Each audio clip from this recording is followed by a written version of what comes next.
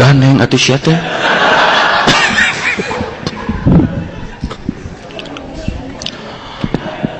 Assalamualaikum warahmatullahi wabarakatuh.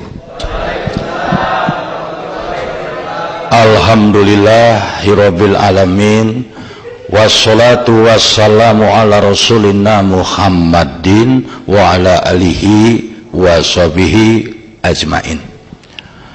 Ya ayyuhar rahimakumullah, qala Allah ta'ala fil Qur'anil Hakim, a'udzu billahi minasyaitonir rajim, wa ma khalaqtul jinna wal insa illa liya'budun. Qala Rasulullah sallallahu alaihi wasallam, innama bu'itstu liutamima makarimal akhlak, amma ba'du. Hai, naon jol haik olah aing we nu diharupna urang Jepang hungkul. Padulit teuing. Ibu-ibu, bapak-bapak, adik-adik, saudara-saudara seagama yang dimuliakan Allah, hari ini saya diminta untuk memberikan ceramah rohani, bimbingan keagamaan. Dan maneh mah teu ngadarengikeun kabeh malotret atuh lieur ayeuna. Sebenarnya saya bukan ahli.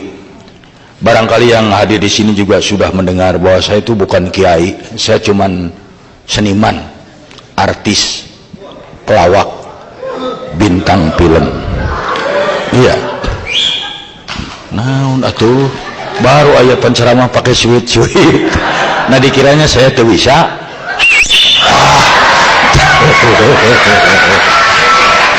Nah, baiklah. Di dalam kesempatan kali ini saya ingin membawa kepada yang hadir sebuah kisah yang pernah terjadi di masa pemerintahan Khalifah Sayyidina Umar bin Khattab, yaitu kisah seorang panglima Islam, Jenderal Khalid bin Walid.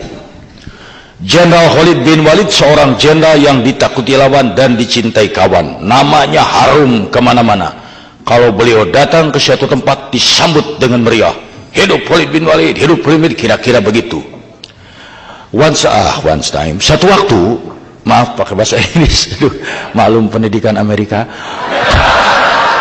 Satu waktu Jenderal Khalid sedang berada di garis depan medan peperangan. Tiba-tiba secara mendadak datang sebuah surat perintah dari Panglima tertinggi Sayyidina Umar bin Khattab. Isinya singkat. Dengan ini saya nyatakan Jenderal Khalid bin Walid dipecat. Segera menghadap. Menerima surat pemecatan itu Jenderal Khalid sampai tidak bisa tidur. Masalahnya bukan apa-apa, karena merasa tidak bersalah. Nah, adik-adik yang kerja di sini juga dipecat tidak pugu-pugu, yakin tidak bisa tidur. Nah, tapi karena beliau mah prajurit yang baik, taat pada atasan, turut perintah, serahkan jabatan sama pengganti, langsung menghadap Umar bin Khattab. Assalamualaikum ya Amirul Mukminin. Waalaikumsalam. Please sit down. Silakan duduk. Langsung saja to the point. Saya menerima surat pemecatan. Apa benar saya dipecat? Umar bin Khattab menjawab, iya.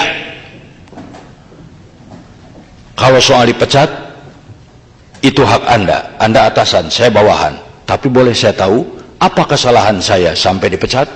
Umar bin Khattab menjawab, Anda tidak punya kesalahan. Hah? Tapi dipecat? Apa kurang baik saya jadi jenderal? Umar bin Khattab menjawab, di zaman ini Anda jenderal yang terbaik. Tapi dipecat? Iya. Kalau begitu jangan bikin saya penasaran. Boleh saya tanya, apa alasan Anda memecat saya? Dengan santai Umar bin Khattab menjelaskan, ya Khalid, Anda itu jenderal yang baik, panglima yang baik. Setiap hari saya dengar masyarakat, rakyat, prajurit selalu memuji-muji Anda. Tidak ada yang menjelekkan. Catat Khalid, Anda manusia biasa. Terlalu banyak orang yang memuji, bukan mustahil dalam hatimu akan timbul rasa sombong. Sedangkan dalam ajaran Islam, innahu la yuhibbul mustakbirin, Allah tidak menyukai orang yang sombong. Seberat debu rasa sombong dalam hati, neraka jahanam yang menunggu. Karena itu maafkan aku, wahai saudaraku, untuk menjaga agar kau jangan terjerumus ke neraka jahanam. Apa boleh buat, saya pecat Anda, supaya Anda tahu, jangankan di hadapan Allah, baru di depan Umar masih belum bisa apa-apa. Mendengar jawaban yang demikian, Jenderal Khalid berdiri memeluk Umar bin Khattab sambil menangis dan berkata, terima kasih ya Umar, engkau saudaraku. Allahu Akbar. Itu jiwa Islam. Di zaman sekarang belum tentu ada 1 dari 1000 jenderal yang begitu. Sekarang mau disuruh berhenti ge, embung. Dan yang paling hebat, setelah dipecat, apa beliau punung? Itu punung bahasa Indonesia naonnya.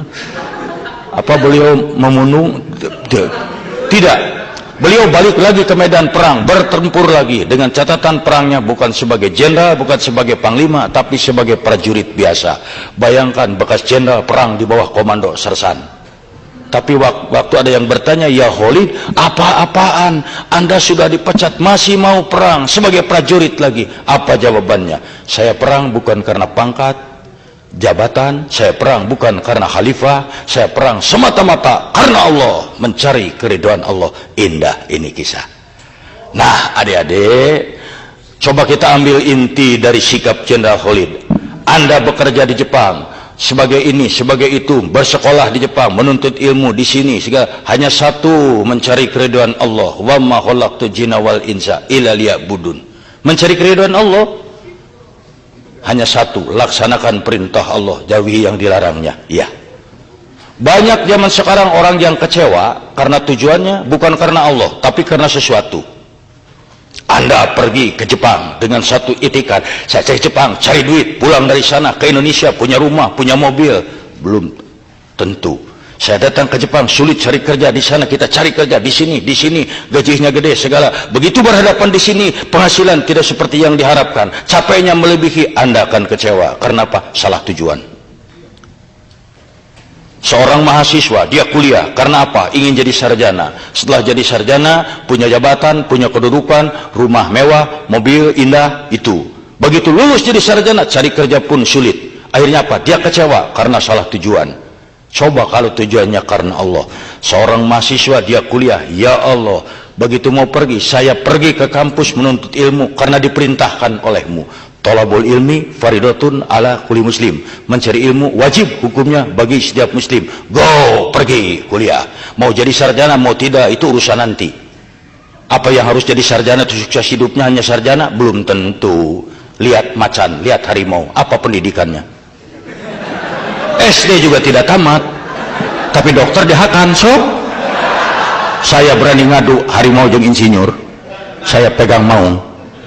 Nah di sini mungkin juga Anda itu bekerja, mati saya ke Jepang, ternyata di sini kekecewaan yang didapat, biarin aja. Yang penting sekarang saya ke sini mencari keridhaan Allah, cari keridhaan Allah. Tah satu. Tapi mencari keridhaan Allah tuh ya tidak gampang. Karena apa? Kadang-kadang we must choice one between two. Kita harus pilih satu di antara dua. Mana yang harus dipilih? Keridhaan Allah atau keridhaan bos? Keridhaan Allah atau keridhaan pacar? Keridhaan Allah atau keridhaan anak? Itu bukan main. Saya ambil contoh. Kalau Anda menjalankan ini karena Allah, akan lebih aman. Anda misalnya rajin bekerja karena apa? Bos keras, galak, disiplinnya kuat. Anda akan bekerja rajin sementara bos ada. Si bos ada rajin. Begitu, kemana si bos? Lagi bekerja, santai. Karena apa? Takutnya sama bos. Tapi kalau takut karena Allah, Anda dikerja di ruangan sendirian, tidak ada siapa-siapa, pengawas, kawan, bos tidak ada, kerja aja sendiri. Karena apa? Saya rajin bekerja karena Allah. Yuk. Dipecat pun, kalau Allah ridho, mau apa? Oh, Kang Ibi ngomong mah gampang. Tidak, yang ngatur rezeki Allah. Bos juga kalau dipecat sama Allah, mau apa? Iya. Orang ngomong, itu ngomong mah gampang. Tidak. Saya Kang Ibing tidak punya kantor. Pelawak, di mana sekarang pelawak kantornya? Tidak ada. Kalau dihitung di atas kertas, Ada yang manggil ngelawak, anak saya bisa makan. Kalau tidak ada yang manggil, anak saya barangkali sulit makan. Teori, prakteknya, Masya Allah, tidak punya kantor, villa ge boga, mobil alus, penghasilan tuh eleh kudu di Jepang. Naon aing jika Jepang da di Indonesia gaing beunghar. Ini kepo deui. Bukan masalahnya apa-apa. Saya lihat tuh ada yang wanita lihatnya di bengong nih. Saya juga ngerti dalam hatinya ngomong, itu si Ibing di kaset di televisi mah belon, asli nama ganteng. Benar tak? Tidak usah ditepukin. Saya bukan burung merpati. Kos Japati aing pun jeung liur kamera aing mah liur. Nyerabeng kieu. Nah, ini. Tapi yang paling sulit itu bentroknya. Sekarang diridhoi oleh bos, tidak diridhoi oleh Allah, diridhoi oleh Allah, tidak diridhoi oleh bos. Mau apa? Itu sulit. Umpamanya nggak usah jauh-jauh. Islam mengajarkan sholat, tapi kantor Anda tidak memungkinkan untuk sholat. Coba, bisa saya sholat, tapi bos bisa berkata, pilih mau sholat, kamu keluar dari sini. Kalau tidak sholat, sok ikutin peraturan di sini. Allah memerintahkan, aqimus sholat, dirikanlah sholat. Bahkan masalah kakum fisakor, apa yang menyebabkan kamu masuk neraka, itu karena tidak sholat. Mungkin berat. Saya paksakan sholat, saya dipecat. Saya tidak sholat, Allah. Tapi kalau kita mau, bukankah Allah mengajarkan kita untuk berjuang? Hadapi dong bos, minta dengan tenang, buktikan dengan baik. Saya yakin sebagai manusia hatinya luntur. Masa iya sih 5 menit dari sekian jam diminta untuk jadi itu? Kalau perlu sholat dengan diem. Ya liur panitia, iya bolak balik wae. Tuh ternyata yang mengganggu teh panitia itu. Selamat datang. Masa ada kiai ngerti aing. Duh, saya tuh sebenarnya mau serius tapi aduh saya. Nah, ini. Nah, mana rai-rai kieu aing ceramahna atuh. Nah, contoh yang lain. Ini juga yang harus berat. Umpamanya di sini seorang bapak misalnya atau seorang ibu itu Islam memerintahkan salah satunya umpamanya ya ayuhannas kulu mimma fil ardi halalan thayyiba wala tatabi'u khutuwati syaiton innahu lakum aduwwum mubin. Hei manusia, hei orang-orang, makanlah makanan yang halal di muka bumi ini, jangan ikuti langkah-langkah setan. Kita diwajibkan mencari yang halal, tapi satu waktu godaan, bukan main. Umpamanya Anda punya adik, punya orang tua di tanah air, minta duit untuk dibelikan apa kek, Anda lagi tidak punya duit. Satu waktu bekerja di kantor, ada kesempatan mencari duit, tapi tidak halal, ambil aja maling, lah di mana mana mau maya wae. Di situ terjadi perang. Mana yang harus diturut? Ambil barang ini, aman, tidak ada yang tahu. Adik atau anak di Indonesia bisa punya motor, bisa punya mobil, tapi Allah tidak akan ikhlas, tidak akan ridho. Sekarang tolak ini, Allah ridho, tapi anak tidak jadi beli motor. Itu perang yang berat. Tapi kan dalam Islam diingatkan, itu Nabi Ibrahim alaihissalam mendapat perintah dari Allah sembelih putranya Ismail. Itu berat, diturut perintah, anak jadi korban, Allah ridho. Tolak perintah ini, anak selamat, Allah tidak ridho. Tapi beliau Nabi Ibrahim alaihissalam lebih memilih, oke, keriduan Allah kalau perlu anak jadi korban. Tapi kan kita tahu way outnya, diberikan jalan, dikasih sembelihan lain sehingga selamat anak dan tetap taat. Kenapa kita tidak ingat ke sana? Tolak. Takut sama rezeki, nggak usah takut, Allah yang ngatur. Kenapa? Biar bos kita bagaimana kayanya, dia juga di bawah Allah. Kalau Allah mencabut, mau apa? Sekarang kaya, besok bangkrut, mau apa?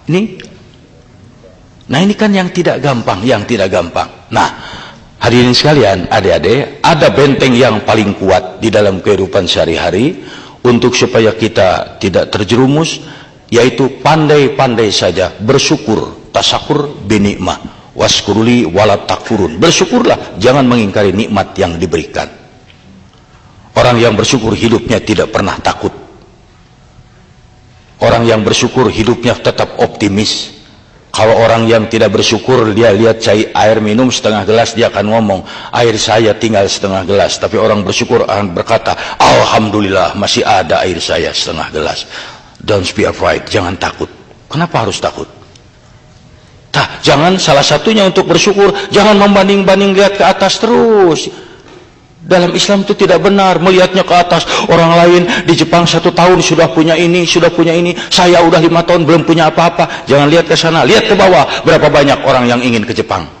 Anda nggak percaya, buka lamaran untuk kerja di Jepang, untuk misalnya ijazah SMA, kalau nggak sarjana juga seabrek-abrek daftar. Siapa sih yang nggak mau ke luar negeri, apalagi di kita masih luar negeri minded. Iya, sudah rasanya lebih hebat. Anda berpikir Anda sudah di Jepang, kenapa Anda nggak bersyukur? Saya yang ke Jepang sulit. Saya ke Jepang karena orang pinter. Kembali, kumaing. Sulit. Anda harus bersyukur. Kita capek kerja. Nggak apa-apa. Berapa banyak orang yang ingin ke Jepang? Kalau dibuka lamaran ribuan, Anda sudah di Jepang, kenapa nggak bersyukur? Salah satu bersyukur, gunakan setiap kenikmatan untuk ibadah ke Allah. Ya Allah, saya ini di Jepang, belum tentu semua orang bisa ke sini. Ya sudah, Anda tinggal bekerja dengan baik kok. Bukan karena bos, bukan karena apa-apa, karena Allah. Yang baik aja kerja. Udah, itu pun akan ditolong. Satu, tuh. Kalau membanding-banding, terutama kalau membanding-banding aja itu nggak akan selesai. Orang lain mah rumahnya gede, saya mah kecil. Lihat berapa banyak yang belum punya rumah. Orang lain mobilnya bagus, saya mah tidak. Lihat berapa banyak yang nggak punya mobil. Khusus buat wanita. Kenapa saya khususkan? Pengaruh wanita sangat besar. Menurut ajaran Islam, zuyyina linnasi hubbus syahawati minnan nisa. Dijadikan laki-laki itu cenderung cinta dan syahwat pada wanita. Sok lihat. Makanya adik-adik kalau suami melihat yang cantik jangan ngambek, malah harus bersyukur. Alhamdulillah ya Allah, suami saya masih normal. Daripada nanti suami melirik terus pantat kambing, bahaya ban. Boleh melirik yang cantik, boleh sekali, itu dari Allah. 2-3 kali jangan dari setan. Sekali melihat, aduh cantik, Allahu Akbar, udah. Itu yang kedua jangan. Di mana rumahnya? Itu jangan. Orang yang mau bersyukur mah tenang-tenang saja, karena Allah tuh yang mengatur. Kalau Anda ingin bersyukur, nanti pulang dari sini lihat wajah sendiri di cermin, akan timbul rasa syukur. Allahu Akbar, alhamdulillah, indah sekali wajah saya ya Allah. Coba lihat ini, mata disimpan dua-duanya di sini, pas sekali. Anda mau digaji 1 juta yen 1 jam, tapi mata ditelunyuk. Memang kalau ngintip yang mandi tenang, terbang kunci gitu. Tapi makan sama repot siapa? Dah saya mah nggak mau. Kang Ibu 5 juta yen 10 menit. Waduh, 5 juta yen 10 menit. Tapi lubang hidung menghadap ke atas, dah repot. Kalau musim hujan gimana? Mana tuh? Kesana kesini mesti pakai genteng. Wah repot. Tuh, saya mah lebih senang begini. Nah makanya Allah yang mau mengatur. Jangan takut, jangan takut. Gunakan aja setiap kenikmatan untuk ibadah kepada Allah. Karena apa? Kalau tidak digunakan, ina cilaka. Ada perintah umpamanya dalam ajaran Islam. Ini saya bukan apa-apa. Ini berkaitan dengan musibah ya. Karena yang namanya musibah itu biar di Indonesia, biar di Jepang, biar di Kutub Utara bisa aja kena pada tiap orang. Musibah itu banyak. Dari mulai misalnya kecopetan, kemalingan, kebakaran, dirampok, sakit gigi, itu semua musibah, semuanya tabrakan musibah. Dan yang nanya musibah, kalau dia hinggap pada seseorang, dia tidak pernah pilih-pilih. Dari mulai karyawan sampai direktur bisa kena musibah. Dari yang buta huruf sampai sarjana kena musibah. Tidak ada orang yang bebas dari musibah karena ustadz atau sarjana, tidak ada. Silakan tanya, Pak, Bapak pernah batuk? Oh tidak pernah. Kenapa? Apa dokter Anda? Saya tidak bisa. Saya bodoh. Bapak pernah sakit mata? Oh tidak pernah. Kapan direktur? Nggak bisa. Nah, dan orang yang musibah tuh ya yakin bangsa manapun di dunia tidak ada orang yang mengharapkan atau kedatangan musibah. Betul nggak? Sok, biarin orang Jepang tanyain, apa mereka ada yang bangun berdoa tengah malam? Ya, saya ingin segera dapat musibah. Baik adik-adik perempuan atau laki-laki berdoa tengah malam, Gusti, saya hayang gerak burut.